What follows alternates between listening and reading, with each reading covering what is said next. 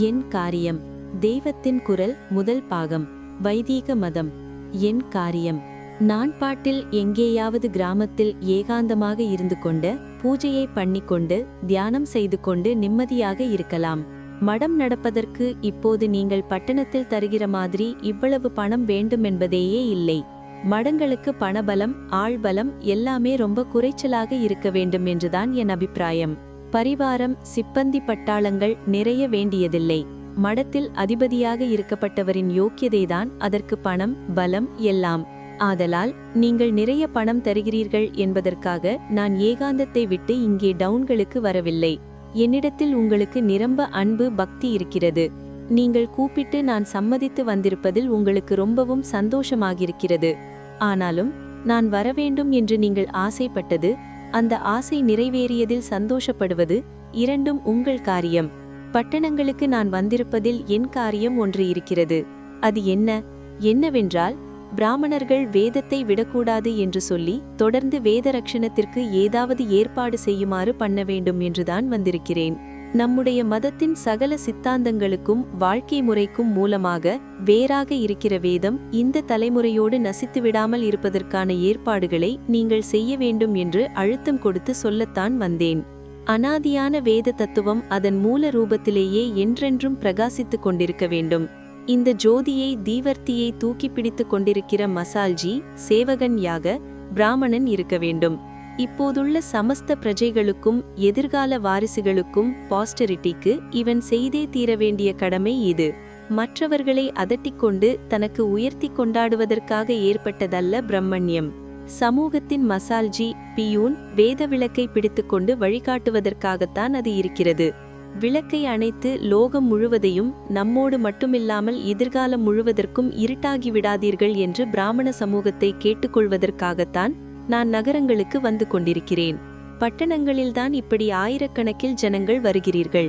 அதனால் நான் எங்கேயோ உட்கார்ந்து கொண்டு யாரோ ஒரு சிலரிடம் சொல்லி அவர்கள் மற்றவர்களிடம் சொல்லுவது என்று சுற்றி வளைக்காமல் நேராக நானே நிறைய ஜனங்களுக்கு தெரிவித்துவிட முடிகிறது. இதை உத்தேசித்தே மடத்து ஆசாரங்களுக்கு பட்டணங்களில் எத்தனையோ பங்கம் ஏற்பட்ட போதிலும் பட்டணங்களுக்கு வருகிறேன். நான் நினைத்ததை விடவும் ரொம்ப ஜாஸ்தி கூட்டமாக இருக்கிறது. சிரமப்படுகிறேன், உங்களையும் சிரமப்படுத்துகிறேன். நீங்கள் எத்தனையோ செலவழித்து பேட்டைக்கு பேட்டை பெரிதாக கொட்டகை பந்தல் போட்டு என் பேச்சு கச்சேரியை கேட்க வேண்டும் என்றே எத்தனையோ கஷ்டங்களுக்கு நடுவே வருகிறீர்கள். உங்கள் தப்பை சொல்லி மனசை கஷ்டப்படுத்தாமல் கச்சேரி செய்துவிட்டு போய்விடலாம் என்றால் அதற்கு மனசு இடம் தரமாட்டேன் என்கிறது. உங்கள் பணத்தையெல்லாம் வாங்கிக் கொண்டு உங்களுக்கும் ஊருக்கும் உலகத்துக்கும் எது நல்லது என்று எனக்கு தோன்றுகிறதோ அதை சொல்லாமல் போய்விட்டால் பிரயோஜனமே இல்லை என்று படுகிறது. அதனால்தான் வேதத்தை ரட்சியுங்கள், பிராசீன தர்மங்களை அனுஷ்டியுங்கள் என்று திரும்ப திரும்ப சொல்கிறேன். உங்களை அப்படி செய்யும்படி பண்ணுகிற சக்தி எனக்கு இருக்கிறதோ இல்லையோ, செய்யுங்கள் செய்யுங்கள் என்று உங்கள் காதில் போடவாவது என்னால் முடிந்த மட்டும் இப்படி காதில் போட்டுக்கொண்டிருக்கலாமே என்றுதான் வந்திருக்கிறேன். எனக்கு கனகாபிஷேகம் பீடாரோகண உற்சவம் எல்லாம் ரொம்பவும் விமரிசையாக பண்ணுகிறார்கள். மிகுந்த அன்பினால் பண்ணி பார்க்கிறார்கள். இதற்காக கமிட்டி போடுகிறார்கள், வசூலிக்கிறார்கள், ராப்பகல் உழைக்கிறார்கள். ஆனால் இந்த கனகாபிஷேகம் மடத்துக்கு இனிமேல் வருகிற ஆச்சாரியர்களுக்கு சாஸ்வதமாக நடப்பது எப்படி? வேதமில்லாவிட்டால் மடம் எதற்கு, மடாதிபதி எதற்கு? ஆகவே இப்போது என் கனகாபிஷேகத்துக்கும் பீடாரோகண உற்சவத்துக்கும் காட்டுகிற உற்சாகத்தை வேத ரட்சணத்தில் காட்டி அதற்காக கமிட்டி திட்டம் எல்லாம் வசூல் செய்யுங்கள் என்கிறேன். வேத ரட்சணத்தை அடுத்த சந்ததிக்கு ஜீவிய கர்மமாக ஆயுட்கால பணியாக வைக்க முடியாவிட்டால் கூட போகிறது. 8 வயசிலிருந்து ஆரம்பித்து அப்புறம் 10 வருஷங்களுக்கு தினம் 1 மணி இளம் பிள்ளைகளுக்கு வேத மந்திரங்களிலும் பிரயோகங்களிலும் வகுப்பு நடத்த பேட்டைக்கு பேட்டை கூட்டுறவு அடிப்படையில் ஏற்பாடு பண்ணுங்கள் என்கிறேன். இதுதான் எனக்கு வாஸ்தவமான கனகாபிஷேகம் உற்சவம் எல்லாம். சிரமம் இல்லாமல் எந்த காரியமும் இல்லை. நாமாக ஒரு காரியத்தை இழுத்து போட்டுக்கொண்டால் அதற்காக எத்தனை கஷ்டத்தை பொருட்படுத்தாமல் சகித்து கொண்டிருக்கிறோம். ஏதோ ஒரு கண்டத்தில் உள்ள ஏதோ ஒரு யூனிவர்சிட்டியில் ஏதோ ஒரு படிப்பு பார்த்தால் பெரிய உத்தியோகம் பணம் கிடைக்கிறது என்கிறபோது உடனே சிலபஸ் வரவழைத்து விடுகிறோம். அங்கே போய் பரீட்சை எழுத ஏற்பாடெல்லாம் செய்கிறோம். நமக்கென்றே ஏற்பட்ட தர்மத்தை கஷ்டம் இருக்கிறது என்று விட்டுவிடலாமா? கஷ்டம் இருந்தும் செய்தால்தான் ஜாஸ்தி பலன், ஜாஸ்தி பெருமை. இப்படி உங்களை கஷ்டப்படுத்தத்தான் வந்திருக்கிறேன். நான் சொன்ன பிரகாரம் செய்வதாக நீங்கள் சொல்லி அதற்கான ஏற்பாடுகளை முடித்து வருகிற வரையில் இங்கேயே உட்கார்ந்து கஷ்டப்படுத்திக் கொண்டிருந்தால் என்ன என்று கூட நினைக்கிறேன். எங்கேயாவது உட்கார்ந்து கொண்டு யாரையாவது உபத்திரவப்படுத்தத்தானே வேண்டும். இங்கேதான் உட்கார்ந்து உபத்திரவம் பண்ணுவோமே என்று தோன்றுகிறது. பட்டணங்களில் பஜனை, கோயில் திருப்பணி, புராண பிரவசனங்கள் எல்லாம் ரொம்பவும் விருத்தியாகி இருப்பதை பார்க்க சந்தோஷமாகத்தான் இருக்கிறது. ஆனாலும் இவற்றுக்கெல்லாம் மூலமான வேதம் மட்கி போகவிட்டால் இவை அப்புறம் எத்தனை நாளைக்கு ஜீவிக்க முடியும்? வேதத்தை அப்பனிடமிருந்து பெற்று பிள்ளைக்கு தர வேண்டும் என்கிற பெரிய தர்மம்தான் அஸ்திவாரம். அதை மறந்ததாலேயே இப்படி மதமாட்டம் கண்டிருக்கிறது. பிராமணன் வேதத்தை விட்டதால் இன்றைக்கு லோகத்தில் உள்ள அத்தனை கோளாறுகளும் கஷ்டங்களும் விபரீதங்களும் ஏற்பட்டிருக்கின்றன. ஜாதி அழிவதை பற்றி எனக்கு கவலை இல்லை. லோக க்ஷேமம் போகிறதே என்றுதான் கவலைப்படுகிறேன். வேத ரக்ஷணம் விட்டு போனால் இந்த பரம்பரையை மறுபடியும் உண்டு பண்ணவே முடியாதே என்றுதான் கவலைப்படுகிறேன். லோக க்ஷேமம் என்று சொன்னது வேத சப்தத்தாலும் யகாதி கர்மாக்களாலும் ஏற்படுகிற நன்மையை மட்டுமல்ல. வேதாந்தத்தை பார்த்தால்தான் சகல தேசங்களில் உள்ளவர்களுக்குமே பொதுப்படையான மகோன்னத தத்துவங்கள் கிடைக்கின்றன. இந்த தத்துவத்தால் எல்லா தேசத்தார்களும் ஆத்மாபிவிருத்தி அடைகிறார்கள். வேதாந்தத்தை பார்க்க வேண்டுமென்று இதர தேசத்தவர்களுக்கு எப்படி நாட்டம் வந்தது? அவர்கள் இங்கே வந்தபோது வேத ரக்ஷணமே ஜீவிய பணி என்று ஒரு கூட்டம் இருந்ததால்தான். இதென்ன இப்படி வாழ்க்கை முழுவதும் அர்ப்பணிக்கும்படியான புஸ்தகம் என்று அவர்களுக்கு ஒரு ஆர்வம் பிறந்தது. அதை ஆராய்ச்சி செய்தார்கள். பல விஷயங்களை தெரிந்து கொண்டார்கள். குறிப்பாக உலகம் முழுவதிலும் உள்ள பண்பாடுகளில், கல்ச்சரில் இருக்கிற ஒற்றுமைகளை இந்த ஆராய்ச்சியால் தெரிந்து கொண்டார்கள். லோகத்துக்கெல்லாம் உபயோகம் என்பது மட்டுமில்லாமல் லோகம் முழுக்கவே வேத கல்ச்சர் தான் ஆதியில் இருந்தது என்பது என் அபிப்பிராயம். நன்றாக ஆராய்ச்சி செய்தால் மற்றவர்களும் இந்த அபிப்பிராயத்துக்கு வரலாம். எல்லாருக்கும் பொதுவாக ஒன்றிருப்பதாக அறிவதிலேயே சர்வதேச சௌஜன்யம், சர்வ மத சமரச பாவனையெல்லாம் வந்துவிடுகிறது. அது தவிர இதன் தத்துவங்களால் எந்த மதஸ்தர்களும் தங்களை உயர்த்தி கொள்ளவும் முடிகிறது. வேதத்துக்காக என்றே சகலத்தையும் தியாகம் செய்கிற ஒரு கூட்டம் நம் தேசத்தில் இல்லாவிட்டால் மற்றவர்களுக்கு அதில் எப்படி பிடிப்பு ஏற்படும்? உதவாத விஷயம் என்று நாமே ஒன்றை விட்டுவிட்டால் மற்றவர்களுக்கு அதன் தாத்பரியங்களை அறிவதில் எப்படி ஈடுபாடு உண்டாகும்? அதாவது நம் அசிரத்தையால் வேதத்திலிருந்து பிறர் பெறக்கூடிய பிரயோஜனத்தை அவர்களும் பெற முடியாமல் தடுத்தவர்களாகிறோம். நம் தேசத்தின் சகல ஜாதியாரை உத்தேசித்து மட்டுமின்றி எல்லா தேச மக்களையும் உத்தேசித்து வேத பரம்பரையை தொடர்ந்து இருக்க பண்ண வேண்டியது இப்போதைய தலைமுறையின் பெரிய பொறுப்பு. இதை செய்யாமல் எனக்கு கனகாபிஷேகம் செய்து பிரயோஜனமில்லை. பின் ஏன் கனகாபிஷேகத்துக்கு ஒப்புக்கொண்டேன் என்றால், அப்படி ஒப்புக்கொண்டால்தான் இப்படி உற்சவ கூட்டமாக நீங்கள் கூடுகிறீர்கள். நான் சொல்ல வேண்டியதை கேட்பதற்கு நிறைய ஆள் கிடைக்கிறீர்கள். கூட்டம் சேர்த்து என் காரியத்தை நடத்தி கொள்வதற்குத்தான் உங்கள் ஆசையை பூர்த்தி பண்ணினேன். இப்போதிருக்கிற துவேஷம், மனக்கசப்பு, கோபதாபங்கள் போக வேண்டுமானால் வேத ரக்ஷணம் என்கிற கடமையை பெற்றவர்கள் அதை செய்து சாதுக்களாக, சாந்தர்களாக வாழ்ந்து காட்ட வேண்டும். இதன் பலன் மற்றவர்களுக்கு உடனே புரியாமல் போகலாம். ஹர்த்தால் வந்து கடைகளை மூடினால் உடனே சிரமம் தெரிகிற மாதிரி வேத ரக்ஷணம் நிற்பதனால் ஏற்படும் சிரமம் சமூகத்திற்கு தெரியாமல் போகலாம். ஆனால் உண்மையில் இது நின்று போவதால் ஏற்படுகிற நஷ்டமே பெருசு. இது நாலாவட்டத்தில் புரிந்துவிடும். வேத ரக்ஷணத்துக்காக என்றே சிலர் ஆயுசை அர்ப்பணித்து வாழ்வதில் பெரிய சமூக பிரயோஜனம் இருக்கிறது என்று எல்லாரும் காலப்போக்கில் உணர்வார்கள். கடமையில் பின்வாங்காமலே நின்றால் ஒரு நாள் இப்போது எத்தனைக்கெத்தனை துவேஷம் இருக்கிறதோ அத்தனைக்கெத்தனை பிரீத்தி உண்டாகத்தான் செய்யும். ஆதியில் மனு இருந்ததே தமிழ்நாட்டில்தான். இங்கேதான் வேத வித்தியை, ஞானம், பக்தி எல்லாமே ரொம்ப செழிப்பாக இருந்திருக்கிறது. திரவிடேஷு பூரிச என்பார்கள். தமிழ்நாட்டில் தாயுமானவர் பட்டினத்தார் போன்றவர்தான் என்றில்லை. மதாந்தரங்களைச் சேர்ந்த வேதநாயகம் பிள்ளை, மஸ்தான் சாஹிப் போன்றவர்கள் கூட தமிழ்நாட்டு மண்ணின் விசேஷத்தால் பரம வேதாந்திகளாக இருந்திருக்கிறார்கள். வேத தர்மத்துக்கு ஆதி வீடே இதுதான். அந்தத்திலும் கலி முடிவில் வேத ரக்ஷணத்துக்காக அவதரிக்கப் போகிற கல்கி திராவிட தேசத்தில் திருநெல்வேலி சீமையில் தோன்றப்போகிறார் என்றுதான் சொல்லியிருக்கிறது. அங்கேதான் வேத தர்மத்தில் தவறாத பிராமணர் இருக்கப் போகிறார், அவருக்கு புத்திரராக கல்கி அவதரிக்கப் போகிறார் என்று புராணத்தில் சொல்லியிருக்கிறது. அப்படிப்பட்ட தேசத்தில் வைதிகத்துக்கு விரோதமே இருக்கக்கூடாது. இதை செய்வதற்கு விசை பிராமணர்களிடமேதான் இருக்கிறது என்று சொல்லத்தான் பட்டணத்துக்கு வந்திருக்கிறேன். மனுஷனை தன் நிஜமான நிலைக்கு உயர்த்த எத்தனை கட்டுப்பாடுகள் வேண்டுமோ அத்தனையையும் சொன்னது நம் மதம்தான். தனி மனிதனுக்கு பலவித கட்டுப்பாடுகள், சமூகத்துக்கும் பலவித கட்டுப்பாடுகள். கட்டுப்பாடு என்றால் கரை போடுவது என்று அர்த்தம். கரை இல்லாமல் ஒரு ஏரி இருக்க முடியுமோ? கட்டுப்படுத்தக்கூடாது என்று அப்படியே கரையை உடைத்துவிட்டால் ஜலம் முழுதும் பாழாகி ஓரும் பாழாக வேண்டியதுதான். ரொம்பவும் விசித்திரமாக இருப்பது என்னவென்றால், மிக அதிகமான கட்டுப்பாடுகள் உள்ள நம் மதத்தில்தான் இப்போது அடியோடு ஒரு கட்டுப்பாடும் இல்லாமல் ஆகிவிட்டிருக்கிறது. இதில் சமூகத்துக்கு வழிகாட்டியாக இருக்க வேண்டிய பிராமணர்களை கொஞ்சம் கொஞ்சம் கட்டி போடலாம் என்றுதான் ஊர் ஊராகச் சுற்றி ஓயாமல் உபன்யாசம் பண்ணுகிறேன். பிராமணர்கள் அப்படி நினைக்கிறார்களோ இல்லையோ, நான் தான் அப்படி நினைக்கிறேனோ இல்லையோ, அவர்கள் எனக்கு மற்றவர்களை விட கட்டுப்பட்டு நடக்க வேண்டியவர்கள் என்று பொதுவில் பரவலாக அபிப்பிராயம் இருக்கிறது. எனவே முதலில் இவர்களை இவர்களுடைய தர்மத்தில் கொஞ்சம் கட்டுப்பட்டிருக்க செய்தாலே அப்புறம் மற்ற ஜனங்கள் எல்லோருக்கும் அவரவர்களுக்கு சொல்ல வேண்டியதை நான் உபதேசிப்பதற்கு எனக்கு ஒரு சக்தி உண்டாகும். ஆகவே என் வார்த்தைகளுக்கு பிராமணர்கள் கொஞ்சம் கொஞ்சம் கட்டுப்பட்டு இதர சமூகத்துக்கெல்லாம் நான் செய்யக்கூடியதை செய்வதற்கு சகாயம் பண்ண வேண்டும்.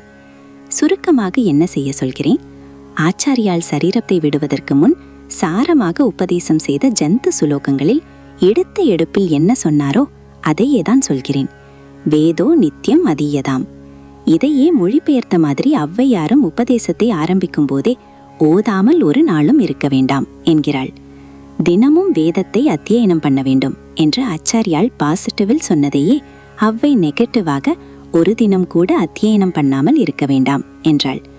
ஓதுதல் என்று வெறுமே சொன்னாலே வேதம் ஓதுதல், அதாவது அத்தியனம் என்றுதான் அர்த்தம். எழுதாமல் படிக்காமல் வாயாலேயே ஓத வேண்டியது வேதம் என்பதால் இப்படி பெயர் வந்தது. வேதத்துக்கு ஒத்து என்றே பெயர். திருக்குறளிலும் இப்படி வருகிறது.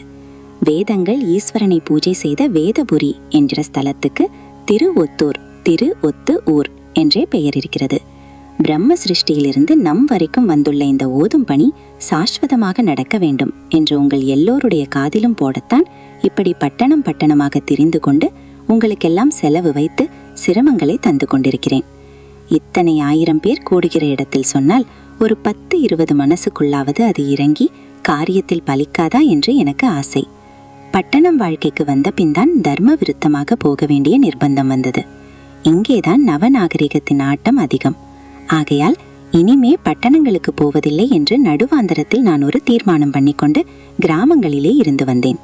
ஆனால் பட்டணத்துக்காரர்கள் வரவேண்டும் என்று ரொம்பவும் பிரீத்தியோடு வற்புறுத்தினார்கள். அப்போது அவர்களிடம், நம்முடைய பழைய வழிக்கு நீங்கள் கொஞ்சமாவது திரும்பினால்தான் வருவேன். உடனே அத்தியனத்துக்கு திரும்பாவிட்டாலும் பரவாயில்லை. அதற்காக ஏற்பட்ட வெளி அடையாளங்களையாவது வைத்துக் கொள்ளுங்கள். வேதத்தை தூக்கி பிடிக்க வேண்டிய தீவட்டிக்காரன் என்றால் அதற்கு சில அடையாளம் சொல்லியிருக்கிறது. பியூன் என்றால் ஒரு டவாலி, யூனிஃபார்ம் இருக்கிறதோ இல்லையோ, அப்படிதான் இவனுக்கும் சீக்கை, குடுமி, பஞ்சக்கச்சம் இவைகளை அடையாளமாக சொல்லியிருக்கிறது. இவையெல்லாம் நான் உசத்தி என்று காட்டுகிற சுப்பீரியாரிட்டிக்கு அடையாளம், சிம்பல் இல்லை. நான் சமஸ்த ஜனசமூகத்துக்கும் சேவகன், வேதத்தின் சேவகன் என்று தெரிவிக்கவே அவை இருக்கின்றன. இந்த அடையாளங்களை நீங்கள் போட்டுக்கொண்டால்தான் நான் பட்டணத்துக்கு வருவேன் என்று நான் கிராக்கி செய்து வந்தேன். நான் கிராக்கி செய்தது பலிக்கவில்லை. நடை உடை பாவனைகளை மாற்றிக்கொள்ள இஷ்டமில்லையோ அல்லது துணிச்சல் இல்லையோ, ஆனால் என்னை வருந்தி வருந்தி கூப்பிடுவதும் நிற்கவில்லை. கடைசியில் நாம் சொன்னதை செய்யாவிட்டாலும் கூட நம்மை இவர்கள் கூப்பிடுவது நிற்கவில்லை. அதனால் இன்னமும் நம்மிடம் ஒரு பிரியம், அபிமானம், மரியாதை இருக்கிறது என்றுதான் அர்த்தம். சரி, இவர்கள் ஆசைக்குத்தான் விட்டு கொடுத்து பட்டணத்துக்கு போகலாமே. அங்கே போய் இவர்களுக்கு நடுவிலேயே உட்கார்ந்து கொண்டு நம் ஆசையை திரும்ப திரும்ப சொல்லி ஏதாவது துளி பலிக்கிறதா என்று பார்ப்போமே. மடம் என்ற ஒரு ஸ்தாபனம், இன்ஸ்டிடியூஷன் இருப்பதே ஜனங்களின் தோஷங்களுக்கு நிவிருத்தி சொல்லி அவர்களை நல்வழிப்படுத்துவதற்குத்தானே. நமக்கு குறையாக தோன்றுவதை அவர்கள் கேட்டாலும் கேட்காவிட்டாலும் சொல்லிக்கொண்டே இருக்க வேண்டியதுதானே நம் கடமை என்று முடிவு பண்ணினேன். கிராக்கி பண்ணிக்கொண்டதை விட்டு கொண்டு மறுபடி பட்டணத்துக்கு போக ஆரம்பித்தேன். ஜனங்கள் ரொம்ப சந்தோஷத்துடன் எனக்கு உபசாரம் பண்ணி பேட்டைக்கு பேட்டை கொட்டகை, வீதி பவனி எல்லாம் செய்கிற போது அவர்கள் மனசை புண்படுத்துகிற மாதிரி தோஷங்களை சொல்லலாமா? அவரவருக்கும் வாழ்க்கையில் எத்தனையோ சிரமங்கள். இப்போது லோகம் முழுதும் இருக்கிற தத்தளிப்பில் ஒவ்வொருவனுக்கும் உள்ள கஷ்டங்களுக்கு எல்லையே இல்லை. இதன் நடுவே கொஞ்சம் கஷ்டத்தை மறந்திருக்கலாம் என்று இங்கே வருகிறார்கள். அவர்களிடம் இது தப்பு அது தப்பு என்று சொல்லி மனசை புண்படுத்தலாமா? அல்லது ஏதோ வந்தவர்களெல்லாம் சந்தோஷப்படுகிற மாதிரியே பேச்சு கச்சேரி செய்துவிட்டு போய்விடலாமா? அவர்கள் வாழ்க்கைக்கு சமூக க்ஷேமத்துக்கு நல்லதாக எதையும் சொல்லாமல் தற்காலிக சந்தோஷமாக கச்சேரி செய்வதென்றால் அதற்கென்றே சங்கீதக்காரர்கள் இருக்கிறார்கள். ஆகையால் என்னை கச்சேரிக்கு கூப்பிட வேண்டாம். நான் பணத்துக்கு கச்சேரி செய்கிறேன் என்றால் அப்போதைக்கு சந்தோஷப்படுத்திவிட்டுதான் போக வேண்டும். ஆனால் பணம் வாங்க நான் வரவில்லை. மடத்துக்கு இவ்வளவு பணம் தேவையில்லை. அதிகமாக பணம் வந்தால் இன்னும் அதிகமாக சந்தர்ப்பனை சதஸ் என்று நடத்தி உடனே செலவாகித்தான் போகிறது. எனவே இவ்வளவு பணமில்லாமலே கிராமங்களில் சுற்றி கொண்டு மடத்தை நடத்திவிடலாம். ஆனால் ஜனசமூகம் முழுவதற்கும் நல்லதை எடுத்து சொல்ல பிரயத்தனம் செய்ய வேண்டும். மடத்தின் குறிக்கோள் பர்பஸ் இதுதானே? இப்படியெல்லாம் யோசித்து கடைசியில் கேட்பவர்கள் காரியத்தில் செய்தாலும் சரி செய்யாவிட்டாலும் சரி அது அவர்கள் விஷயம். அவர்களுக்கு பிடித்தாலும் சரி பிடிக்காவிட்டாலும் சரி நம் கடமை, அப்பா இதுகள் ஆத்ம சிரோயசசுக்கும் லோகக்ஷேமத்துக்கும் நல்லது, நீ இவற்றை செய்ய உன்னாலான பிரயத்தனங்களை பண்ணிப்பாரப்பா என்று சொல்வதுதான். இவ்விஷயத்தை திரும்ப திரும்ப காதில் போடுவதுதான் நம் டியூட்டி, கடமை என்று முடிவுக்கு வந்தேன். இப்படி வெறும் வாய் வார்த்தையாக சொல்லுவதற்கு மேல் நான் ஒன்றும் தண்டித்து சிக்ஷை பண்ண முடியாது. எல்லாம் ஒன்றாகிவிட வேண்டும் என்கிற கட்சிகளில் கூட ஒழுக்க குறைவுக்கு நடவடிக்கை டிசிப்ளினரி ஆக்ஷன் என்று எடுத்து சிலரை தீண்டாதார் மாதிரி வெளியே தள்ளிவிடுகிறார்களே, எக்ஸ்பெல். அம்மாதிரி பிரஷ்டம் எக்ஸ்கம்யூனிகேட் பண்ண எனக்கு அதிகாரம் இல்லை. அத்தனை அதிகாரம் ரைட் நான் கேட்கவும் இல்லை. காதில் போடுவதுதான் என்னால் முடிந்தது. நான் கேட்கிற ரைட் அதுதான். என்னால் முடிந்ததை செய்யாமல் இருக்கக்கூடாது என்றே வந்திருக்கிறேன். எங்கேயோ யாரோ ஒருத்தர் நான் சொல்வதை எடுத்துக்கொண்டு ஆரம்பித்து விட்டால் போதும், அதுவே துளி துளியாக வளர்ந்துவிடும். கொஞ்சம் கூட நியாயம் இல்லாத இயக்கங்களை எல்லாம் 10 பேர் கூப்பாட்டில் ஆரம்பித்து மகா பெருசாக வளர்த்து விடவில்லையா? நல்லதற்கு இப்படி 10 பேர் சேர்ந்தால் போதும். அப்படிப்பட்டவர்கள் கிடைப்பார்கள் என்று நம்பிக்கொண்டுதான் நானும் விடாமல் சொல்கிறேன். உங்களிடமெல்லாம் நான் ரொம்பவும் அதிருப்திப்படுத்துவதாக நினைத்து துக்கப்பட வேண்டாம். நவீன வாழ்க்கை முறையின் சிக்கல் கோளாறு எனக்கு தெரியாமல் இல்லை. அதிலே மாட்டிக்கொண்டால் விடுபடுவதில் உள்ள சிரமம் தெரிகிறது. இத்தனைக்கும் நடுவில் அங்கங்கே கும்பாபிஷேகம், பஜனை, பிரவச்சனம் என்று நீங்கள் நிறைய ஏற்பாடு செய்வதை பார்த்தால், இவை நாளுக்கு நாள் அதிகமாகிக் கொண்டிருப்பதை பார்த்தால் சந்தோஷமாகவே இருக்கிறது. இவற்றை பார்த்தே இவை எல்லாவற்றுக்கும் எது ஜீவாதாரமோ உயிர்நிலையோ அந்த வேத ரக்ஷண தர்மத்தை எடுத்து சொல்லலாம் என்று எனக்கே ஒரு நம்பிக்கை தெம்பு வந்திருப்பதால் தான் இதையெல்லாம் சொல்கிறேன். சாஸ்திர விரோதமான தப்புகளுக்கு இப்போது நிறைய இடம் இருந்தாலும், வருங்காலம் என்ன ஆகுமோ என்ற விசாரத்துக்கு நிறைய இடம் இருந்தாலும், க்ஷேமத்துக்கான அறிகுறிகளையும் அங்கங்கே பார்க்கிறேன். எல்லாம் போய்விட்டது, பாக்கி இருப்பதும் போய்விடும் என்று அழாமல் வளர்த்து வருகிற இந்த நல்ல அம்சங்களை மேலும் விருத்தி செய்து வளர்க்க வேண்டியதையும் எடுத்து சொல்லி வருவதுதான் முறை. அப்படி செய்தால் தப்பு வழியில் போகிறவர்களுக்கும் நாளடைவில் க்ஷேம வழியில் புத்தி வரும். இந்த நம்பிக்கையோடு பழைய வழிமுறைகளை காதில் போடுகிறேன். பழையது என்பதற்காகவே அதுதான் உயர்த்தி என்று சொல்லவே இல்லை. ஆனால் பழையது என்பதாலேயே அது உதவாதது என்று ஒதுக்கிவிடவும் கூடாது. புதுசு பழசு என்பதால் ஒன்று வேண்டும் வேண்டாம் என்பதே இல்லை. அதன் பிரயோஜனம் என்ன என்பதை பரீட்சித்து பார்த்தே எடுத்துக்கொள்ள வேண்டும், அல்லது தள்ள வேண்டும். அல்லது இருக்கிற புதுசையும் எடுத்துக்கொள்வோம், தப்பாக இருக்கிற பழசை தள்ளுவோம். அப்படியே புதுசில் இருக்கிற கெட்டதுகளை தள்ளுவோம், பழசில் இருக்கும் நல்லதுகளை எடுத்துக்கொள்வோம். காளிதாசன் கூட இப்படிதான் சொல்கிறான். ஆசையாக கூப்பிட்டு எனக்கு உபசாரம் செய்கிற உங்களிடம் முதலில் உங்களுடைய புது வழிகளில் இத்தனை கெடுதல் இருக்கிறது என்று சொல்ல எனக்கே மனசு வரவில்லைதான். மற்ற விஷயங்களை பற்றி உபன்யாசம் செய்தேன். பக்தி, ஞானம், கலாச்சாரம், ஊர்க்கதையெல்லாம் சொன்னேன். அதெல்லாம் நல்ல விஷயங்கள்தான். ஆனாலும் அவையெல்லாம் கிளை, பூ, பழம் மாதிரி என்றால் அவற்றுக்கெல்லாம் ஆதாரமாக ஒரு வேர் இருக்கிறது. அது வேதம்தான். வேறாத வேத ரக்ஷணம் இல்லாமல் வேறு எதுவுமே இல்லை. இதை விட்டு விட்டு மற்றதை சொல்லி பயனில்லை. இந்த மூல கைங்கரியத்தை சொல்வதென்றால் குறைகளை சொல்லத்தான் வேண்டும். மற்ற விஷயங்களை பேசி கொஞ்ச நாளை கழித்த பின் இத்தனை நாள் உங்களில் ஒருத்தனாக பழகிவிட்டதால் எனக்கே உங்களிடம் சிநேகிதம், சுவாதீனம் வந்துவிட்டது. குறையை சொல்ல முன்போல தயங்க வேண்டாம் என்று வேத விஷயத்துக்கு வந்திருக்கிறேன். இந்த காரியத்துக்கு தானே நான் வந்திருப்பதே. என் காரியத்தை எடுத்த எடுப்பில் சொல்லலாமா? என்னை உபசரித்து சந்தோஷப்படுகிற உங்கள் காரியத்தை நீங்கள் முடித்துக் கொண்டு விட்ட பிறகு இனிமேல் என் காரியத்தை சொல்லலாம் என்று சொல்கிறேன். வேத ரட்சணம்தான் அந்த காரியம். இதற்காக இத்தனை நாள் உங்களை இத்தனை சிரமப்படுத்தி இத்தனை பணச்செலவு வைத்தது போதாது என்று வினோபா மாதிரி நானும் ஒரு சம்பத்தி தானம் கேட்கிறேன். அவரவரும் அத்தியனம் செய்து தங்கள் பிள்ளைக்கும் சேவிக்க வேண்டும் என்பது ஒரு பக்கம் இருக்கட்டும். இது அவசியம் செய்ய வேண்டியதுதான். அதைவிட அவசியமாக முதலில் செய்ய வேண்டிய காரியம் ஒன்று உண்டு. அதாவது இப்போது மூச்சை பிடித்துக் கொண்டு நடந்து வருகிற வேத பாடசாலைகள் மூடி போகாமல் அவற்றை தொடர்ந்து நடைபெற பண்ண வேண்டும். இதற்காக வித்தியார்த்திகள், மாணவர்கள், அத்தியாபகர்கள், ஆசிரியர்கள் இருவருக்கும் நிதியுதவி செய்ய வேண்டும். இன்னும் பல பாடசாலைகளை வைத்து வேத மூலத்தை சொல்லிக் கொடுப்பது, அப்புறம் அதன் அர்த்தத்தை, வேத பாஷ்யத்தை சொல்லிக் கொடுப்பது, இவற்றில் பரீட்சை வைப்பது ஆகிய காரியங்களை செய்ய வேண்டும். படிக்கிற காலத்தில் வித்தியார்த்திக்கு ஸ்டைஃபண்ட், உபகார சம்பளம் கொடுக்க வேண்டும். பரீட்சையில் பாஸ் பண்ணியுடன் மார்க்கை பொறுத்து கணிசமான சம்பாவனை செய்ய வேண்டும். இப்படியெல்லாம் செய்தால்தான் வேதம் இருக்கும். இதற்கெல்லாம் மூலதனம் வேண்டும். இதற்காக சில ட்ரஸ்டுகள் இருக்கின்றன. பலர் தனித்தனியாக பூதானம் செய்திருக்கிறார்கள். வினோபா மாதிரி பூதானம் வாங்கினேன்.